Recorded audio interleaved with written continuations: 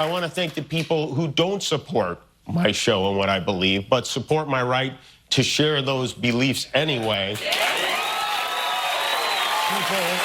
who I never would have imagined, like Ben Shapiro, Clay Travis, Candace Owens, Mitch McConnell, Rand Paul. Today, we're unpacking the heated and unexpected return of Jimmy Kimmel to late-night television and his firing over a controversial joke about Donald Trump. What unfolded on his first night back was less a comedy monologue and more a public reckoning, a mix of gratitude, personal stories, clarifications, and a strong warning about government interference in free speech. Kimmel opened by reflecting on the overwhelming past 6 days and the particularly bizarre last 48 hours, even pointing out that a rerun of Celebrity Family Feud was pulled from the schedule to make room for his remarks. From there, he extended thanks to colleagues across late night, international hosts from Germany and Ireland, childhood idols like Howard Stern and David Letterman, and even political figures you wouldn't expect, from Ted Cruz and Mitch McConnell to Candace Owens and Ben Shapiro, many of whom defended his right to speak freely despite disagreeing with him on nearly everything else. He also addressed the heart of the controversy, clarifying his intentions and condemning violence while revealing the disturbing threats he and his family regularly face as a result of his outspoken views. But the real focus was bigger than any single joke. Kimmel warned about the dangers of government pressure on media, drawing parallels to comedians in authoritarian countries who risk prison simply for poking fun at those in power. It was a night that blurred the line between comedy and politics, raising tough questions about where free speech ends and government overreach begins. And that's what we're going to break down today. But before we dive in, do us a huge favor, hit that like button to help this video reach more people. Drop a comment below with your thoughts on Kimmel's return. Share this with your friends if you think the discussion matters. And of course, subscribe to Fry Plantain. I also want to thank all of you.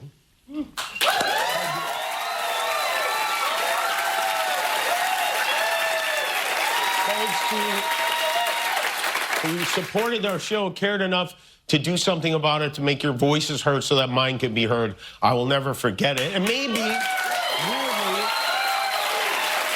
most of all, I want to thank the people who don't support my show and what I believe, but support my right to share those beliefs anyway. People who I never would have imagined, like Ben Shapiro, Clay Travis, Candace Owens, Mitch McConnell, Rand Paul, even my old pal Ted Cruz, who, believe it or not, said something very beautiful on my behalf. I hate what Jimmy Kimmel said. I am thrilled that he was fired. Oh, wait, no, not that. The other part. But let me tell you, if the government gets in the business of saying, what you we can and can't say, what you, the media, have said, we're going to ban you from the airwaves if you don't say what we like. That will end up bad for conservatives. I don't think I've ever said this before, but Ted Cruz is right. He's absolutely right. This affects all of us, including him. I mean, think about it. If Ted Cruz can't speak freely, then he can't cast spells on the Smurfs. Even though I don't agree with many of those people on most subjects, some of the things they say even make me want to throw up. It takes courage for them to speak out against this administration, and they did, and they deserve credit for it. And thanks. For telling their followers that our government cannot be allowed to control what we do and do not say on television, and that we have to stand up to it. But I do want to make something clear because it's important to me as a human, and that is, you understand that it was never my intention to make light of the murder of a young man. I don't...